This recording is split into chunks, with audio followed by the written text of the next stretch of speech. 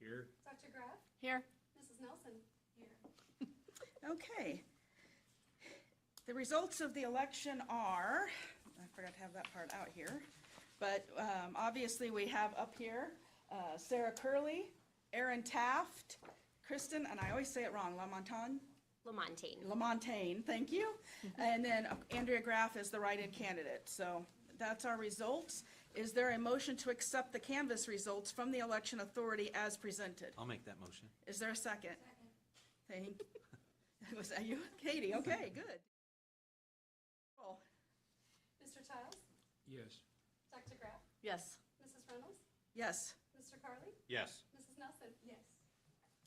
Okay, I will now administer the oath of office to the newly elected members of the Board of Education. A copy of the oath is in your packets.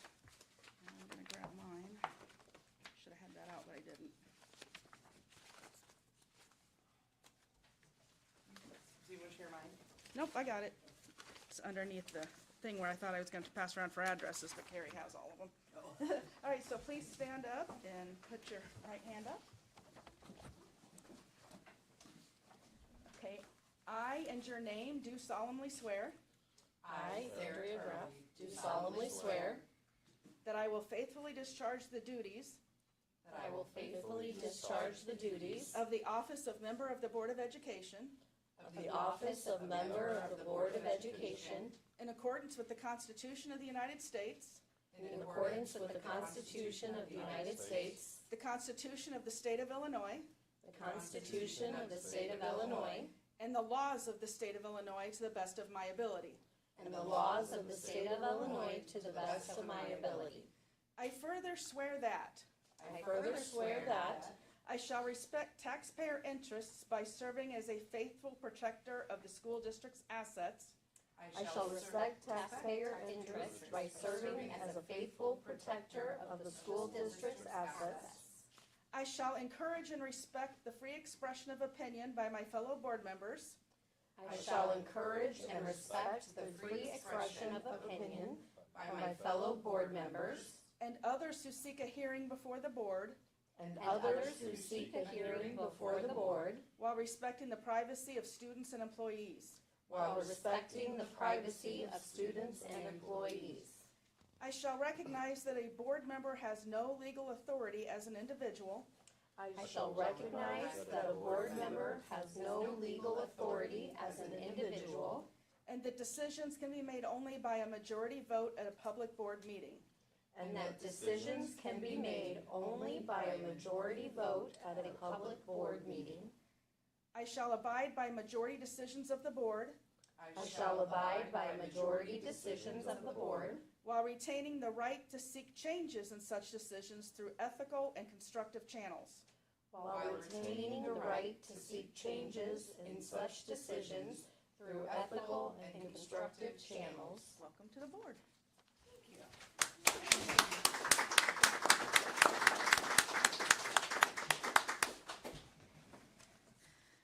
Okay. Now we're going to have an adjournment, CNADA. Inasmuch as there is no further business to come before this board, a motion for adjournment, CNADA, is needed. Is there a motion to adjourn the board, CNADA? I'll make that motion. Is there a second? I'll second. Thank you. All in favor of the motion to adjourn, say aye. Aye. All right, now I need a nomination for the office of President Pro Tem. This will be someone who will temporarily guide over this meeting until we get our permanent officers. So I call for nominations for the office of President Pro Tem. Are there any nominations for the office of President Pro Tem? I named Tom. Okay, is there a second? I'll You're it, bud. Thank you. Okay, if there are no other It'll be fleeting, nominations, but happy to do it. Don Carly is elected President Pro Tem by acclamation. Okay. I guess if you want to share this with me, why don't you read this one, the next part. Just gonna wing it. So do this and go through here. Okay.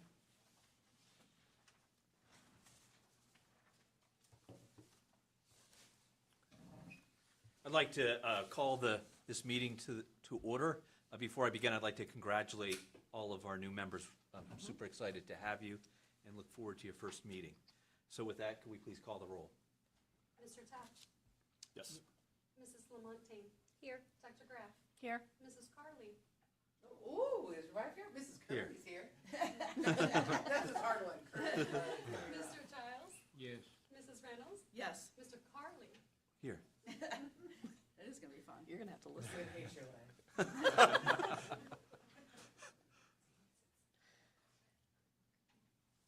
Is that everybody? Is that everyone? Yes. Okay. I'd like, as a first order of business for our new meeting, is there a motion to approve today's agenda? I'll make that motion. I'll second. Okay. Please call the roll. Mrs. Lamontagne? Yes. Mr. Carly? Yes. Mr. Taft? Yes. Mr. Giles? Yes. Mrs. Curley? Yes. Mrs. Reynolds? Yes. Dr. Graff? Yes. Okay. With that, we're going to move on to the election of the Board of Education officers.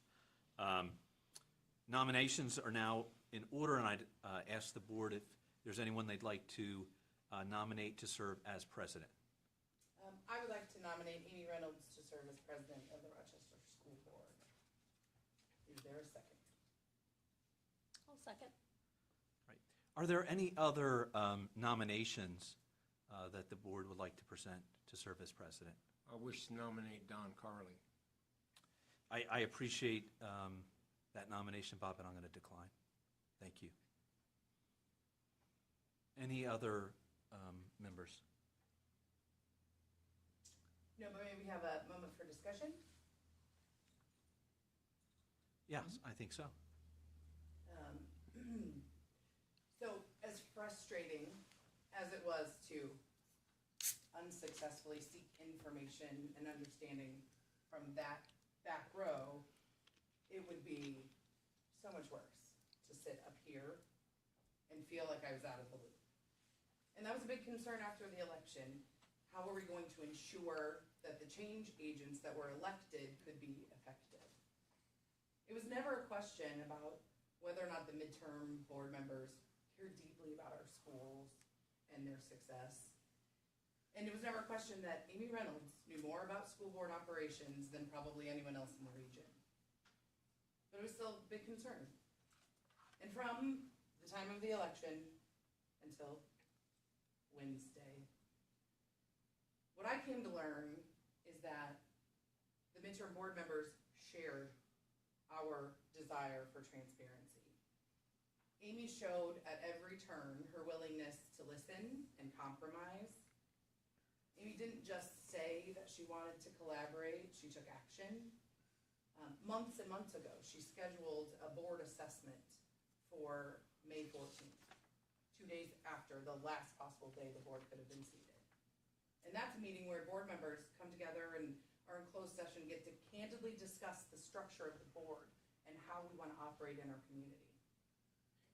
She didn't just ask us what our committee preferences were, but she put it on the agenda for us to discuss in public how we could best serve the district. So in the candidate forum, I talked about when we see a need, I don't want my kids to just see that you whine about it, but that you roll up your sleeves and get to work. Well, this board has way too much work to do. This board has way too much work to do for a newbie to get their feet wet on board operations and procedures. And that is why I nominated Amy Reynolds to serve as president. And I look forward to collaborating and moving forward with her, leading this board and helping us lead this district.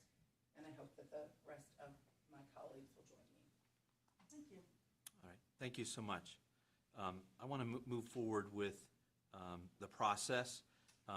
In light of the fact that there are no other nominations, the nomination for office of president is closed. Amy being the only candidate nominated for the office of president, the chair hereby declares her election by acclamation and directs the secretary to so record that in the minutes. Congratulations, Amy. Congratulations. All right, so first time in my life, I just realized I missed public comment. It's down there. It's down there. Yeah, okay, okay. Yeah, you're Oh, it We is didn't- down below? It's on here. Okay, so we're doing that after, that's why I missed it, okay, You're thank goodness. I was kind of embarrassed. You're All right, so now we will go on with election of the vice president. Nominations are now in order for the office of vice president, and I will nominate Sarah Curley. Are there any seconds? I'll second that. Okay, are there any other nominations for vice president? I nominate Don Carly again. Bob, I truly appreciate it. I think I'm going to decline. I think it's important with some of our new members that were voted and the community's perspective that I decline, but I very much appreciate your gracious nomination. Thank you. Okay, and if there are no other nominations, then Sarah Curley is the only candidate nominated for the office of vice president, and so the chair hereby declares her elected by acclamation and directs the secretary to so record in the minutes. Thank you very much. Congratulations. Nominations are now in order for the office of secretary. Are there any nominations for the office of secretary? I'd like to nominate Andrea Graff to serve as secretary. I'll second that. Are there any other nominations? Okay, hearing no other nominations, the nominations for the office of secretary are closed, and Andrea Graff being the only candidate nominated for the office of secretary, the chair hereby declares her elected by acclamation and directs the secretary to so record in the minutes. And congratulations.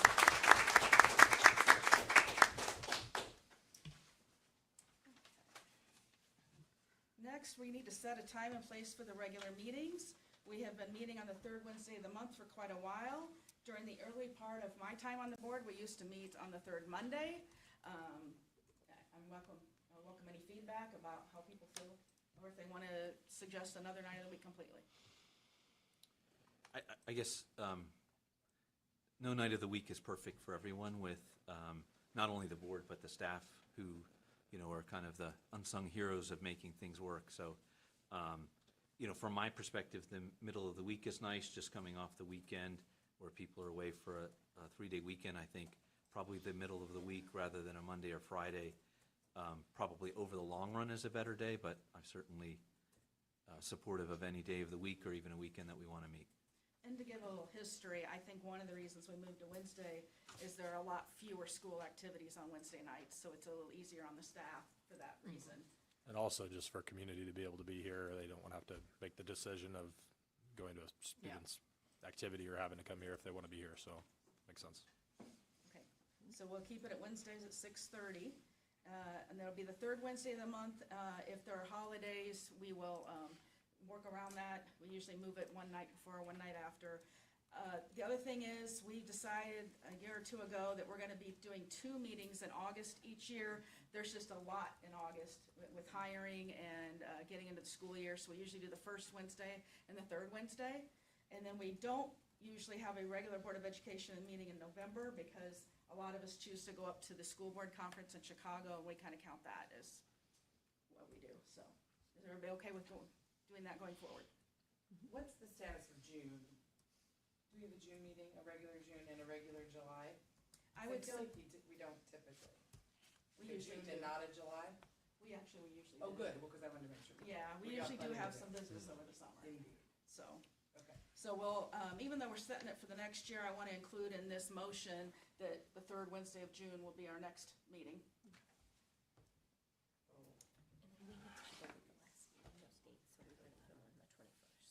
Perfect, thank you. You're welcome. Is there a motion to set the time and place for regular Board of Education meetings as discussed? I'll make that. I'll second. Call the roll? Mrs. Reynolds? Yes. Mr. Taft? Yes. Dr. Graff? Yes. Mrs. Curley? Yes. Mr. Childs? Yes. Mrs. Lamontagne? Yes. Mr. Carly? Yes. Thank you. The next, just a reminder to everybody that, as Sarah mentioned, next Wednesday the 14th, Patrick Allen of ISB will be conducting a board self-evaluation at 5:30.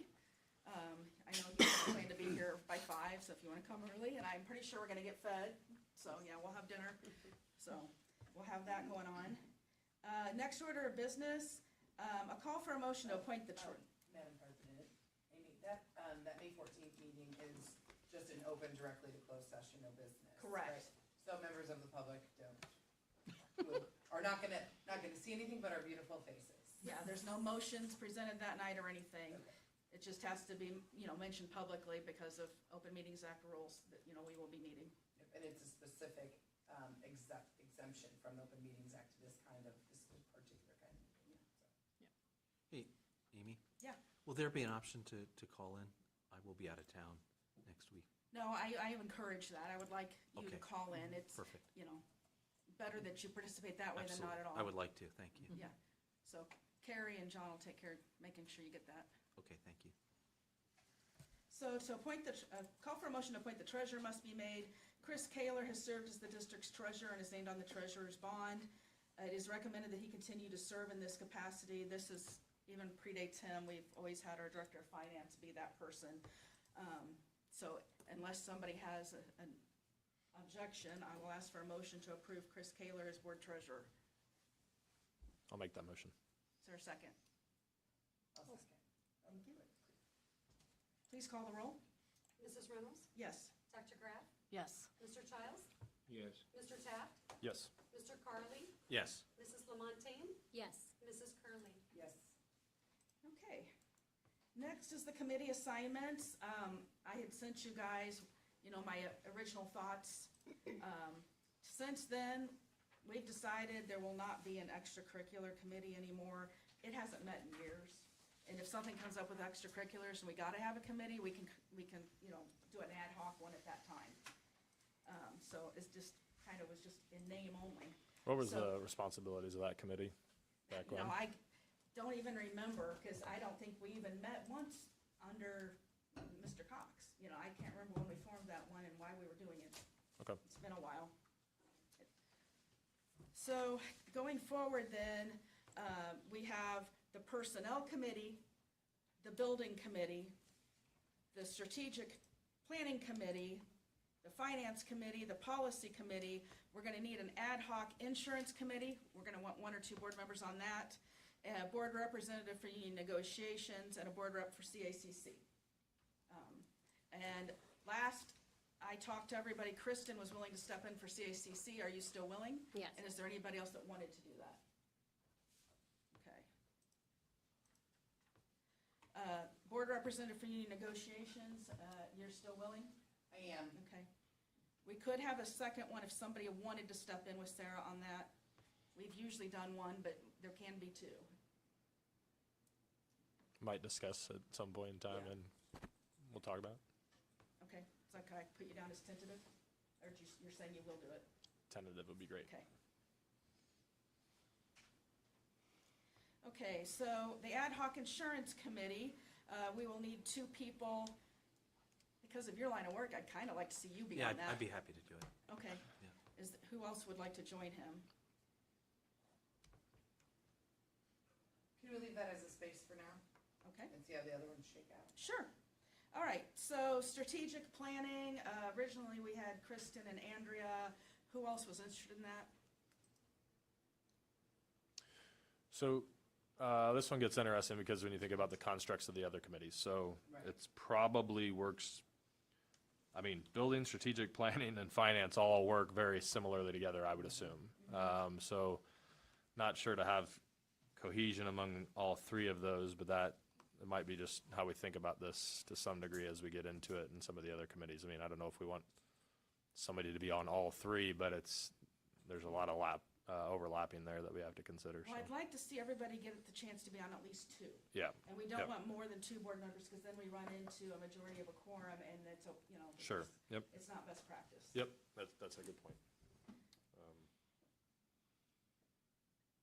Okay, so why don't we just you guys remind me what your preferences were, and I'll come up with a suggestion, because that'll be the quickest way. So who told me in emails that you were interested in finance? I have Dawn and Aaron down. Yeah, Yeah, I am. still Okay. want to do that. Was somebody else interested in finance? Were you interested in finance? Not particularly. All right, policy, I had Sarah and Andrea. Who else was interested in policy? I think Kristen, you might have been. I was, but I'd I'm be interested in I'm that one. content. Okay, You're interested in policy? Okay. What about transportation? We don't have one right now. We're hurting. I think we're gonna look at maybe forming one, but we've got some interviews coming up for a director of transportation. Let's get through that first.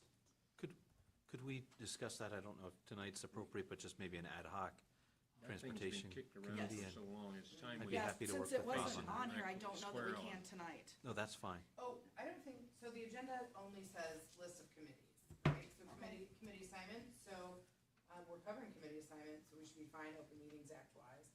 And the current board policy includes extracurricular committee, which I think it makes sense to not fill based on where we're at. And I agree with Mr. Childs that transportation continues to be a pain point. So, even if at a later date we decide that the committee doesn't meet anymore, if Okay, it's, I mean, it okay. seems like that. Well, we did talk about that last meeting, a good- about reviving it. Uh-huh. And, Andrea said it'd be a good idea to bring back, and I said I was in favor. Yep, so Okay. Mr. Childs would be a good appointment, right? Right, Bob, you wanna do that one? Sure. Transportation? Absolutely. Who else would be interested in transportation? I mean, I can. Okay. Yeah, Amber's got, I would say she's Okay. got all kinds of buses. And here's about it anyway, so might as well. Okay. Okay, So building, right now I had Aaron and Bob. Is there anyone else? Because I'm gonna need to do some moving stuff around. yep. I'm still willing there. No one else? Okay. All right, then, next I had personnel. Right now I had Dawn and Kristen down. And I'm also interested in that one. Okay. And so am I. And then strategic planning, I had Kristen and Andrea down on that one. I'd like to stay on that if I could, because I was involved in the last strategic plan. All right, so for right now, what we have for sure then is Andrea on strategic planning. And I've got Sarah for board rep on the union negotiations. And I'm gonna put Bob on transportation, that's definitely an interest of his, and Kristen for CACC. The others we are kind of fluid. I need to make sure everybody gets at least 2 assignments, so, Amy, real quick, did you want me to do gen ed too? oh yeah, we don't have that on here. I did want you as on Gen Ed. Okay, because I've been Yeah. working with them already. Yeah. Okay, Thank you for reminding me. and if that means I've got to get knocked off of something else, that's, No, you're good. okay. So there's, the only other thing that I would point out is that our current policy on, our current board policy on committees also includes parent-teacher advisory committee and behavioral interventions committee. That behavioral interventions committee work can be done by the parent-teacher advisory committee by policy, as an existing standing board committee. The parent-teacher one is the Gen Ed. So parent-teacher advisory committee is what so what we call the gen ed, it's colloquial as gen ed that's what we use Yeah. here? Okay, all right. So we definitely wanna make sure that we include, the ones that are existing in policy. Okay. So to make sure everybody has 2 assignments, And which, the only thing I would say You about can have the union 3. negotiations is that's not terribly like committee work, so. 'cause no, it's a lot of work though. Oh, no. Indeed, it's gonna be time of our lives together. But yeah, I was just thinking to count as one, that figured that's, it's certainly not over the course of the 2 years that we're looking at. Okay. So I've got everybody with 1 except I don't have a solid one for Aaron. I do want him on the building committee, so, okay, so everybody has at least 1 right now. We also will need the behavior committee, because that will need to be met on in June. Okay. That's a new one to me. It's to put in place a policy that has to be just revisited so often. Okay. You're nodding, what can you tell me about it? So it was a new requirement, when they did the whole restraint and timeout stuff, that became a new requirement, so. Okay, It used to be that you could just have parents on it, you didn't have to have a board member, to my knowledge, but now we have to have a board member. okay, That's within my wheelhouse, so I mean, I would be comfortable doing that. okay. Jennifer, would you recommend 2 board members on that one too, like the other committees, or is this one where 1 would be enough? What What are your thoughts? It's up to you guys. I mean, we could do it with one, we can have two. We open it, so the staff are all invited, and then we randomly select, parents to go. Basically, I have somebody choose a number, and we go through our whole list of special education students, and then we, invite parents based on that. Okay. Does it make sense to have, not to potentially overload Andrea, but does it make sense because, well, just because by policy, the Gen Ed or our Parent-Teacher Advisory Committee or Gen Ed Committee can review the behavioral interventions in the absence of a standalone committee on the whatever assignment, it might make sense to have. I think we're okay with just Kristen, because I'd really like to see Andrea be on the policy committee. Yeah. I think she's valuable there. She is, for sure. Are you okay with that? Yeah.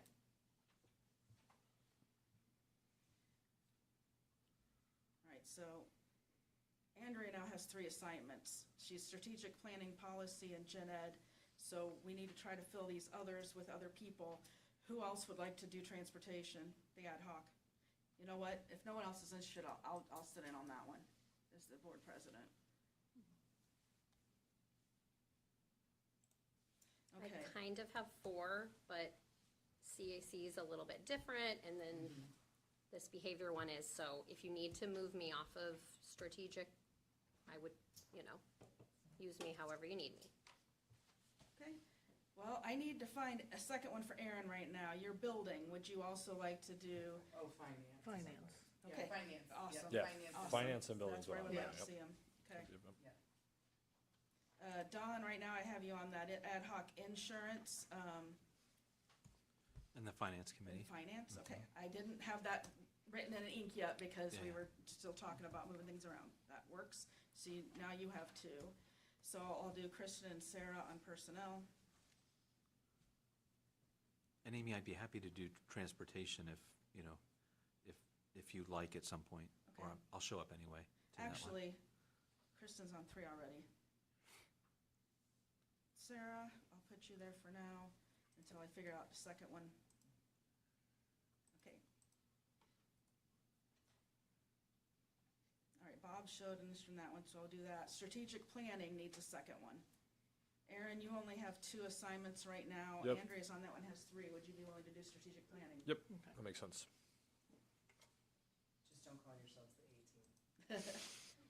All right, then I think I've got everybody with at least 2 assignments, and I've got everything filled at this point. So I'll write that up for you later, because I jotted down notes.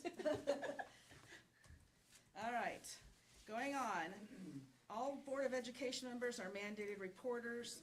Acknowledgement of mandated reporter status needs to be signed by each member. Once you've done that, please make sure that Carrie Seaton gets a copy of your signed mandated reporter status form. All newly elected and re-elected board members also need to complete Open Meetings Act training within 30 days of taking the oath of office. To access the mandatory training, you will sign into your ISB account. And for brand-new members, the training bundle should be available to you already. Upon completion of that training, you'll be issued a certificate. Please make sure that Carrie Seaton gets a copy of that as well. Finally, included with your member packet is the Code of Conduct and policy on the powers and duties of the board. Also included is a school board member's approach to the job. Please review both of those documents. And now, this is why I was confused. We're going to do recognition of visitors. And I do have 2 people that would like to speak. First, we have Tom Bertrand.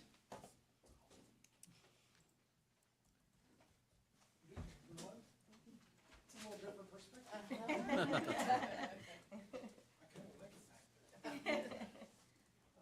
For those of you who don't know me, my name is Tom Bertrand, and I'm here tonight as a former school employee, the parent of 3 RHS graduates, and the grandfather of a current pre-kindergarten student, and another one headed your way in the fall. Good luck. And I want you to know my comments tonight come from a place of deep loyalty and love for this school district that I worked in for 26 years before I retired after 16 years as superintendent. And I have great respect for the difficult work of school board members. It's a thankless job, and I appreciate you all stepping up and answering the call to service, because it is a calling.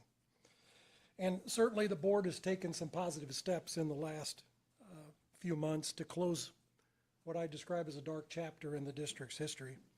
And I think new leadership for the board was an important first step. Now you have the opportunity to take another step toward putting the district back on the path to excellence, to restore faith and confidence and trust in the leadership of the district. And selecting a superintendent is always a difficult task, perhaps the most difficult task of the board, but yet the most important task.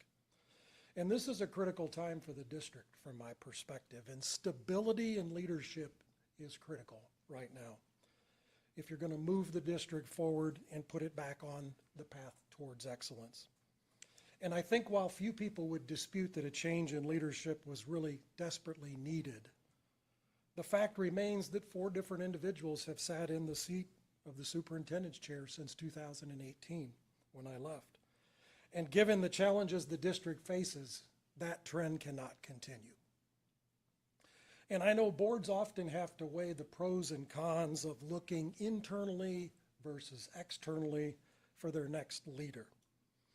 You have to consider, do you want your next leader to be someone you may be unfamiliar with, who may have no ties to the district, and who may view the district as a stepping stone to the next stop? Well, I think I can speak for my immediate predecessor, Mr. Hayes, who is here tonight, as well as Jack Taylor before Bruce. None of us viewed this position as a stepping stone. It was a destination. And so as you consider your next steps, think about how much you value the qualities of loyalty, dedication, competence, and honesty in your leader.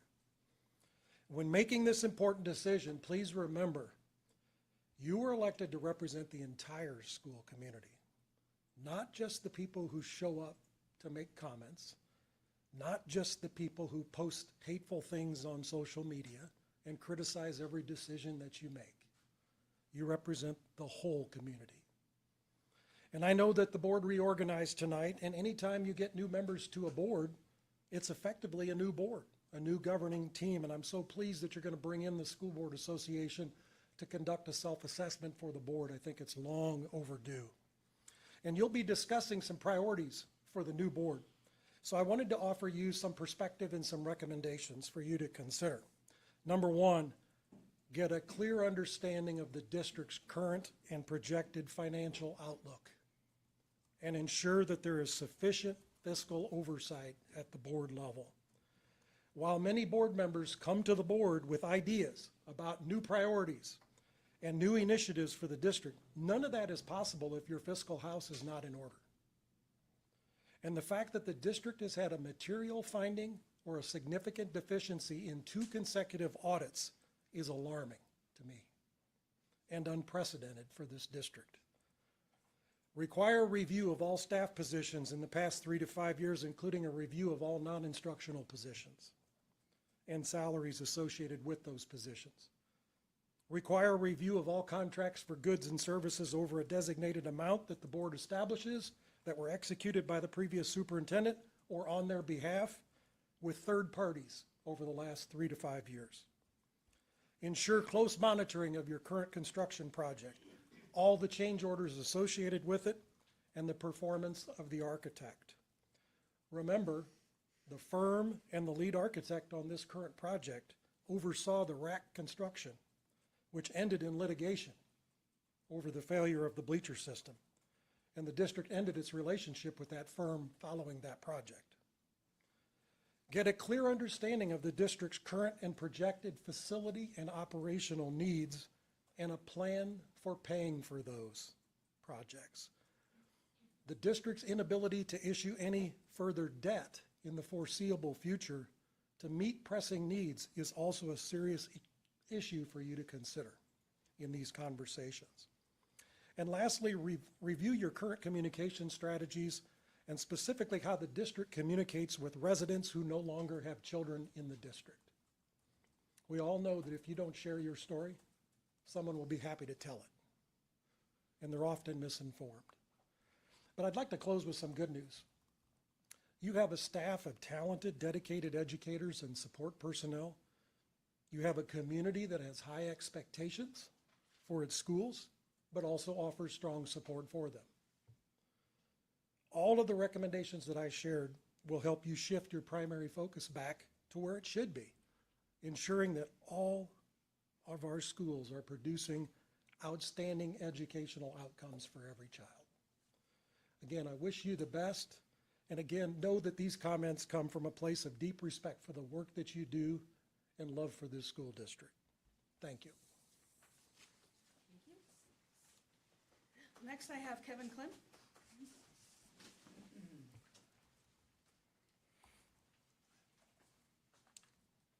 All right, so I have to follow that. Good evening. Yeah, no pressure. Good evening. First, on behalf of the entire membership of the Rochester Education Association, we welcome our new board members who are joining us tonight. We believe you are ready to bring some much-needed change, and that's something we appreciate seeing. We look forward to working collaboratively with you in order to continue to make our district the very best it can be. The main reason I'm here to speak tonight involves our upcoming bargaining. As of last Friday, we have sent our intent to bargain notice to the Board of Education. We appreciate the quick response from Mrs. Reynolds, and we hope that you are able to determine days that work best for all of us to start meeting soon. With so many new board members here tonight, I want to highlight the significance of our upcoming bargaining. This is a very important time to be putting together a new contract. It does echo some of the points that Dr. Bertrand made. As I am sure you are aware, we have a number of positions currently open in the district.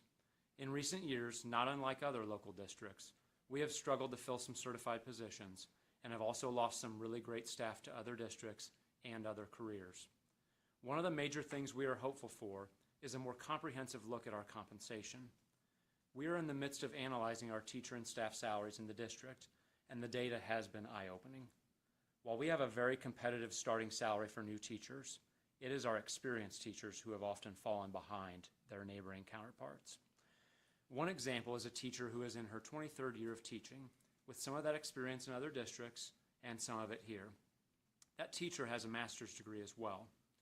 She just as of this year reached $70,000 as her salary, whereas a teacher with the same education and experience would be making slightly over $80,000 at Pleasant Plains and over $85,000 at Chatham. So we're talking about a $10,000 and a $15,000 gap. That teacher is just one of many examples like that. Another issue we've run into has been discrepancies in pay based on experience and education levels. For instance, we have a teacher making less than another teacher, despite the fact that she has 8 more credit hours and an additional year of experience. I'm going to repeat that one more time. I'm big on that, I guess. For instance, we have a teacher making less than another teacher, despite the fact that she has 8 more credit hours and an additional year of experience teaching. Now, I would be remiss if I didn't acknowledge a major truth here, and I'm using a phrase, I guess. It takes 2 to tango. A contract only happens when 2 sides agree to it. So these situations I've mentioned cannot be quote-unquote blamed on the district, because it did ultimately require a signature from the Rochester Education Association in the past. However, those things can be corrected to set us on a path of drawing and keeping the very best staff to our district with competitive compensation and other benefits to go along with the excellent camaraderie and collaboration we have here with both staff and students. We look forward to beginning our negotiations soon. Thank you. Thank you. All right, was there anyone else that wished to speak?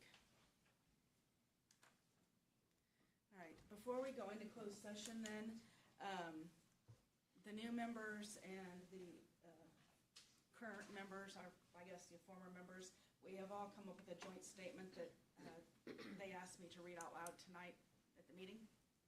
My microphone. The Rochester School District has faced tremendous challenges the past 5 years, many of those shared by districts across the country, like the COVID-19 pandemic.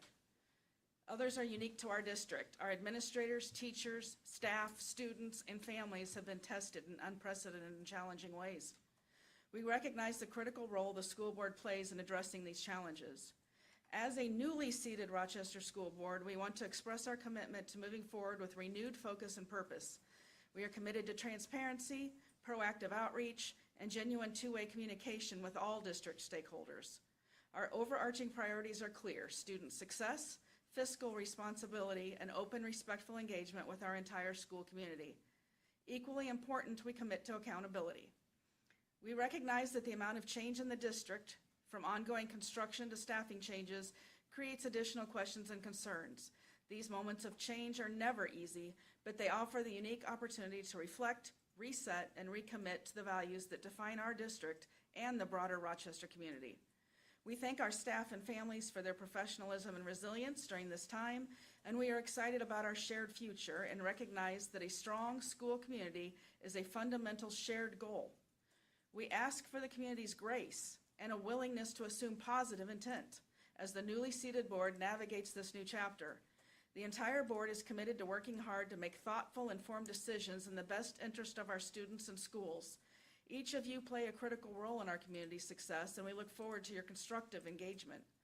As part of our commitment, we have established a dedicated email address to facilitate communications with you, schoolboard@rochester3a.net. This email will go to every member of the board and the acting superintendent. We invite you to share your thoughts, questions, and concerns. Every message will be reviewed and considered as part of our ongoing efforts to listen and lead with transparency. Moreover, we intend to host ongoing outreach efforts to listen to your suggestions and priorities. We welcome suggestions about how the community would prefer to engage. Together, we can build a stronger Rochester School District, one that is accountable, student-centered, and responsive to the people it serves. Sincerely, the Rochester CUSD 3A Board of Education. Okay, is there a motion to enter closed session for the purposes of the appointment, employment, compensation, discipline, performance, or dismissal of specific employees, specific individuals who serve as independent contractors in a park, recreational, or educational setting, or specific volunteers of the public body, or legal counsel for the public body, including hearing testimony on a complaint lodged against an employee, a specific individual who serves as an independent contractor in a park, recreational, or educational setting, or a volunteer of the public body, or against legal counsel for the public body to determine its validity. However, a meeting to consider an increase in compensation to a specific employee of a public body that is subject to the Local Government Wage Increase Transparency Act may not be closed and shall be open to the public and posted and held in accordance with this act. Self-evaluation practices and procedures or professional ethics when meeting with a representative of a statewide association of which the public body is a member. Is there a motion? Oh, it's not on my script. No, you're okay. And student disciplinary cases. Thank you. So moved. Is there a second? I'll second. Call the roll? Mrs. Reynolds? Yes. Mr. Carly? Yes. Mrs. Lamontagne? Yes. Mr. Childs? Yes. Mrs. Curley, Yes. Dr. Graff? Yes. Mr. Taft? Yes. Thank you all for coming. And there's no action after.